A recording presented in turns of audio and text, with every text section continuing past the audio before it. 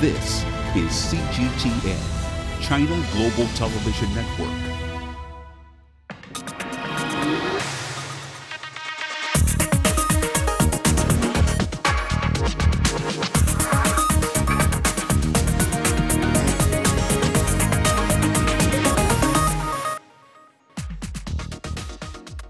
Hello and welcome to The Hub. I'm Wang Guan in Beijing. There is a growing feeling in certain quarters of the West that globalization is the root of all evil. They say it has exacerbated inequalities, pulled apart the traditional fabric of society, and harmed the environment. Now China is increasingly blamed, and the US has been, to put it mildly, antagonistic towards China in recent years. What is really the problem? Is it globalization or the West? Will post-pandemic recovery bring about a new type of globalization as we know it, or a new world order? Grzegorz Kolodko was Poland's Deputy Prime Minister and Minister of Finance. He is now a distinguished professor of economics, a consultant for various international organizations, and an international advisor at two prominent international think tanks based in China. His numerous award-winning academic books include Can China Save the World?, Chinism and New Pragmatism, and Truth, Errors and Lies, Politics and Economics in a Volatile World. All that made him the most quoted Polish economist. Professor Kolodko, so good to have you with us, so welcome to CGTN. Thank you for the invitation. My pleasure. I would like to begin by asking you a very straightforward question. You have demonstrated genuine interest in China's development model, its path. You wrote articles and sold bestsellers on China. You also taught in various universities in the country. What, in your opinion, made the China story so appealing and interesting? I think it's obvious. I consider China to be the greatest economic success in the history of the mankind. Never ever in such a short period of time, just one generation, so many people, standard of living was upgraded so much. Therefore, whoever is interested in development, social changes and advances must take a look into China and try to understand what's going on there, why, and are there any lessons for other parts of our volatile world. So that was the main reason that I did take a close look on China's development for last decades. Firstly, of course, from an economic perspective, because I'm professor of economics, but my thinking is very interdisciplinary to understand what's going on in Chinese economy and what may be the follow-up for some other countries. One must take also a look from social, cultural, anthropological, and of course, a political perspective. And that is what drives so much my attention to the very specific Chinese case. Professor Kolodko, you turned your research interest to China as early as 1980s, during the early stages of Deng Xiaoping's reform and opening up policies. At that time, Poland and Eastern Europe were also experiencing major upheavals. Did you anticipate back then what would happen to China 4 decades later? Did China, in your opinion, provide some kind of a template for other countries to maybe emulate? Absolutely not, and I don't buy it if anybody would say that in the 80s she or he anticipated, expected such a great leap forward, this time a successful one. During that period of time, the income per capita has increased more than 10 times. It's really remarkable. I was very keen to study at the early stage how China is reforming the socialist system, how it is reforming the centrally planned economy, how it is experimenting with giving more room for private entrepreneurship, for more communal-based property, and so on. At that time, we were also involved, we in Poland and East Central Europe, in liberalizing economic reforms, but that were still the reforms here in East Central Europe and in Poland. That is an attempt to improve the centrally planned, socially socialist economy based on the dominance of state property. And for that reason, I was also taking a look into China, which was very poor. We must remember, China was a very backwarded country in the 80s and early 90s. Today, it is just completely different reality. This is the new quality what has emerged from the course of development over the time since I traveled to China. My first visit to China was in 1989, and since then I do travel there often, not recently because of the COVID-19 pandemic, but otherwise, even if I go to China, say 2-3 times per year, each time I'm surprised by the progress, and not only in the huge cities like Chengdu or Shanghai, Guangzhou or Beijing, but also in several other places which I had the privilege to visit. Right. From an economist's perspective, what are the most striking features in China's developments over the past, let's say, 10 years? I would say that this is not just economic growth measured traditionally by gross domestic product, GDP per capita, even at purchasing power parity, which gives us an information how much one can buy for her or his individual income or national income. This growth was really remarkable, one of the fastest in all over the world, and as far as the big populous economies, this is, as I said, the historical lifetime achievement. But there is also social development, maybe sometime lagging behind. So I'm very much impressed by the way the Chinese authorities, following the great contribution of the late Deng Xiaoping, were able to combine the power of invisible hand of market with the very visible hand of government. This is the fine art of macroeconomic management and social economic policy of development. And all the time, since I've been there a third of a century ago for the first time, there are some changes. The changes do continue. And I would say that most of them, they are the changes in the good directions, but sometimes they fade. So there is also a process of permanent experiment. So one may say that Chinese changes of the last 3-4 decades are the greatest social and economic experiment in the history of the mankind. So it is not only the case of 1.4 billion people in China, but it is followed with great attention by many other countries, maybe much more, say, in South Asia or Middle East or Africa or Latin America than in Europe. But in some of Eastern countries, we still are taking a look why the things work in China, what works and what is not working from economic management viewpoint, and what are lessons we may learn from this experiment, from this exercise.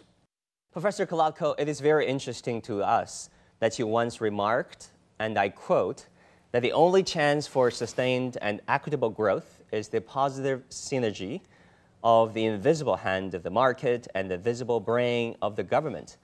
But if you look at countries and societies around the world, it's not always easy for governments and policymakers to get that mix right, isn't it? Yes, that's a very good point, and I think the most challenging, difficult question we now face in social sciences, because there's a great deal of discussion of arguing what is better, so-called liberal democracy, and how many problems with liberal democracy we have, you may see in great countries like United States or small countries like Hungary, or recently also, for instance, Tunisia, which is getting rid of just exercised for only dozen or so years democracy. So when I'm taking a look, I'm saying that since Chinese political system is very supportive for economic development, definitely it is not democracy in the Western meaning of the word, but there is one more component of the political system of the reality. This is meritocracy. Meritocracy. So in China, a competent people, technocracy, is running the socio-economic show, performance, business. And they do it in a professional, accountable, responsible way. So we know by and large what we may expect because the major course is known, also because of the decisions of the Communist Party and the Chinese leadership. But of course, one has to be able to read the messages. And for this reason also, we which are observing the China's development through the critical prism, are looking forward to learn from the forthcoming gathering of the Chinese Communist Party what will be decided, what directions will be pointed to during this important political event.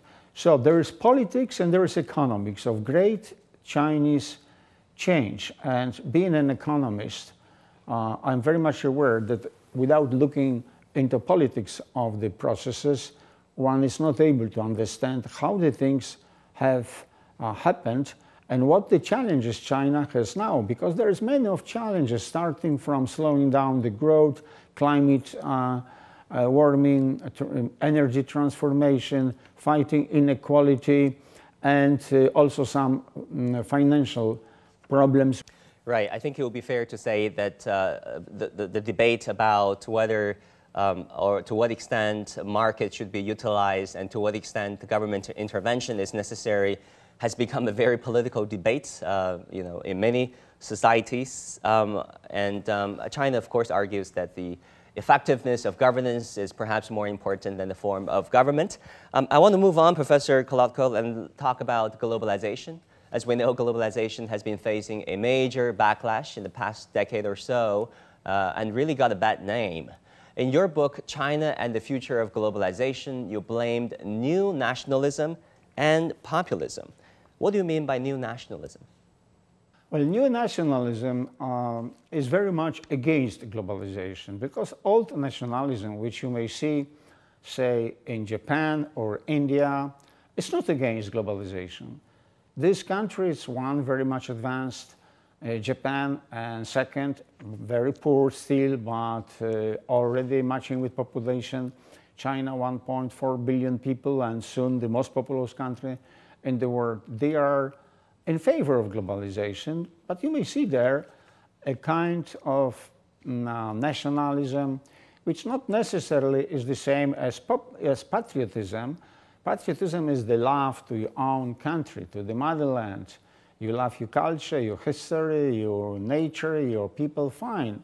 Nothing quite bad with that. But nationalism is a kind of love to one's country, but accompanied by lack of sympathy and sometimes hatred or envy. There's a fine line between the two, isn't it?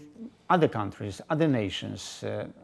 Yes, there is new populism, is new nationalism and populism. This is the answer for neoliberalism. Neoliberalism is ideology and economic policy which is by wrong deregulation and manipulation of fiscal policy, taxes, transfers, expenditure, public expenditure, enriching the few at the cost of many. You may see it very clearly over the last 3-4 decades in the United States and elsewhere that labor productivity is growing, but income of very many people is not growing because the cream from economic advancement is being taken off by the financial and political and business elites, so inequality are growing. And now the social answer, people are getting angry. They go to the streets, they demonstrate, etc. So this anger has changed into populism. We see populism very strange under the later former President of the United States, Trump. We saw it during the recent election in France. We see it by the policy of the ruling party now in Poland. So this is the wrong answer for the wrong proposition. And now we are looking for an answer. So the countries like, say, Indonesia or Tanzania or Brazil, they are taking a look into China. Why China is successful? This is not Western type liberal democracy with the priority to whatsoever to private property and commercialization of everything, healthcare, education, even security. This is the hybrid economic and political system which I called Chinism, and you still call socialism with Chinese characteristics. It is very interesting. How would you define Chinism? You wrote a book about it. Yes, because looking for an answer, what is it? Socialism, if you wish, with Chinese characteristics, which explains a lot, but the question is what one means by Chinese characteristics. President Xi Jinping always says a little bit more what he means by Chinese characteristics, but it is a very flexible concept. Somebody says, no, this state capitalism already. There, most of the property is private property, not state anymore. So this is capitalism, but this is state capitalism or political capitalism. No, it is the socialism with the Chinese characteristic. No, somebody says this is communism because, you know, this is a monoparty system led by the party which calls itself communist. But if one is taking a closer, deep, comprehensive look into the social, political, and economic structure in culture of the people, the business culture, one sees that it is, in my opinion, not anymore a socialism, and definitely not yet, and maybe never, capitalism. So this alternative, black and white, A or B, is just a wrong approach. This is the new, another quality. I nickname Chinism. So we have socialism, we have capitalism, we have Chinism, and now the question is, may be Chinese an attractive alter proposition for some other countries, but the core of Chinism is what I mentioned already, meritocracy-based combination of power of government regulation and power of market spontaneity.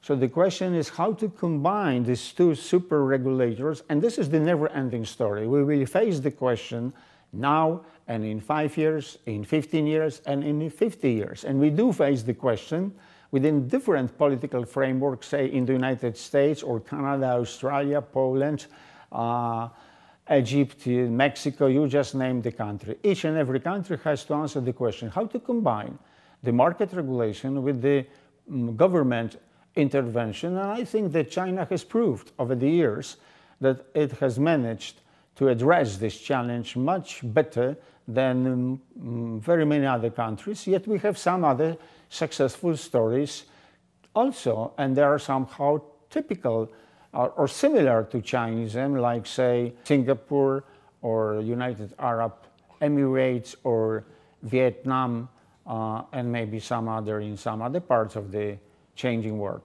Since you're the most quoted Polish economist, sir, I'm tempted to ask you this question.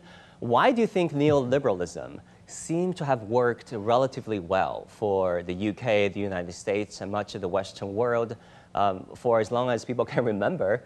And then for the past 10, 20 years, it seemed to have lost its steam somewhat. Why do you think that has been the case? We must define the terms we use in our analysis and our writings, etc. So as I said, neoliberalism is an ideology, but also system, economic and political system and policies, which by wrong deregulation of the economy, using the arguments that free market is best of all, deliberate manipulation of the fiscal system, low taxations, low transfers, and the transfers addressed in such a way that are contributing to inequality, is contributing to economic growth, but at the same time to growing inequality. So it is a process, it is the mechanism enriching the few, so-called elites, not 1%, say 10, 15%, at the cost of the many people.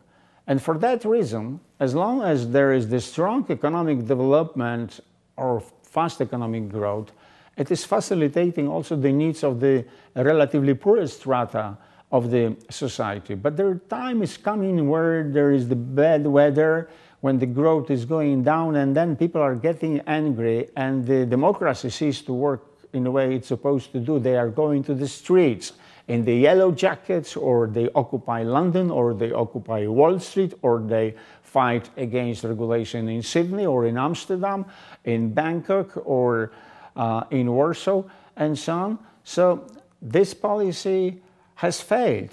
And now we are looking for an alternative, and unfortunately, as I said, we've seen the very wrong alternative for the wrong proposition. The worst example, that was what I called Trumpism, let's say the United States under the Trump administration. There is not any future for neoliberalism, but I'm in favor of liberalism. We must distinguish between neoliberalism, liberalism, and libertarianism and anarcho-capitalism. Liberalism, that means free economic enterprise, private property, competition, openness, inclusive globalization, which is irreversible. These are the points of liberal system. We're supposed to be in favor of socio-liberal system, but against neoliberal system, despite each includes the consent, the word of liberal. Well, there are so many isms out there, right? However you look at it. And recently you have been proposing a new pragmatism. Can you elaborate? Yes, because I think, first of all, we need a little bit less of ideology, and we need a lot more of pragmatism. There are the problems, and the problems are to be solved, not to discuss forever on ideological basis, but on the pragmatic ground. How to tackle the issues, how to solve the problem of indebtedness, of lack of competitiveness, of energy transformation to renewable resources, how to fight inequality, how to avoid, say, in China, hard landing, how to sustain the rate of growth to provide the people with what they need, how to fight poverty. China was very successful with raising the extreme poverty. Say, if I compare China with India, which is much more justified than comparison of China with the United States. In India, there is still more than 100 million people living in extreme poverty. In China, there is none. So it's a pragmatic approach, but it must be new in the sense that there are the new challenges. There are the new challenges which were brought by the trade war, by the Cold War, by demographic crisis, by ecological crisis, by moral crisis in certain parts of our world. So new pragmatism is political economic concept, an outline of economic theory oriented now for practical policy, which is combining the three policies concerned about economic balance, but also social balance and ecological balance. And I'm showing in this new pragmatism how they are intertwined, how they are linked feedback to each other. There is no chance for economic long-term dynamic equilibrium balance without social balance on the one hand and ecological balance on the other hand. So one has to combine these three types of policy, get rid of the narrow-minded economic aspect only about stock exchange, exchange rate, interest rate, because it is very important. I'm an economist, but the social, cultural, and ecological aspect are so much important too. So one has to put it together. It is, I may say, a complex approach to the contemporary social and economic and ecological challenges. And that is why I call it new pragmatism. Yes, it is a kind of opposition, theoretical and practical opposition to both neoliberalism and new nationalism. And I think that Chinism is also taking some lessons, drawing some conclusions from this new pragmatism proposition. Very interesting indeed. Finally, Professor Kolodko, you once wrote, and I quote, that China should not be feared, it should be counted on, but under the circumstances and at the age of the time that we live in right now, how receptive do you think the Western elites and the Western policymakers will be to your argument? I stay with my claim. China should not be feared. China must be counted for. And this is a very short-sighted, unintelligent response of some leaders of the West, which are making China a foe, an enemy, which started the first trade war and now even a Cold War, because the march of China towards mighty is unstoppable. So there is no solution to very many global problems without cooperation with China. Belt and Road Initiative is an example which now is being followed by G7.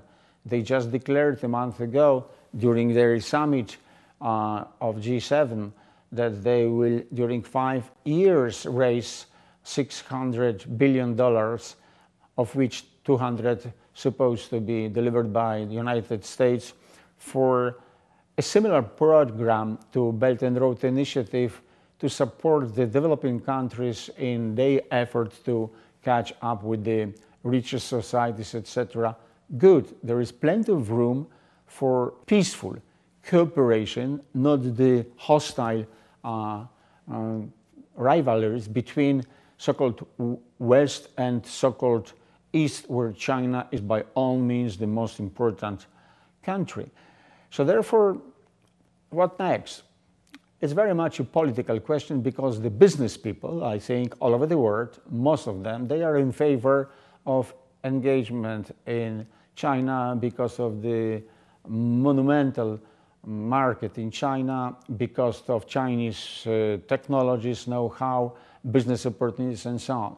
But the political logic, if it is a logic, is a different one. So we have to wait for diplomats as great as Henry Kissinger, who all the time was in favor of cooperation with China. We have to wait for the political leaders, which will be a positive match for President Xi Jinping and some other leaders in the world which are looking towards inclusive globalization. That is what President Xi Jinping refers to as win-win. Everybody is the winner, yet of course the distribution of the gains is not equal. So it is a long shot. China has emancipated already, and that is a great success, and that makes, unfortunately, some people in the West, ill-advised people, envy and angry. But this is also an example for developing countries. So don't refer to them as emerging markets. That's very neoliberal approach. Let's help them emancipate, as China has done over the last 3-4 decades. There is an example to follow, but it must be, first of all, interpreted, understood in a proper way. And here my new pragmatism and my Chinism may help a little bit. Professor Grzegorz Kolodko, thank you so much for your perspectives. Thank you. My pleasure. That will do it for this edition of The Hub on CGTN. Thank you for tuning in. I'm Wang Guan in Beijing. Our news coverage continues on CGTN. Bye and take care.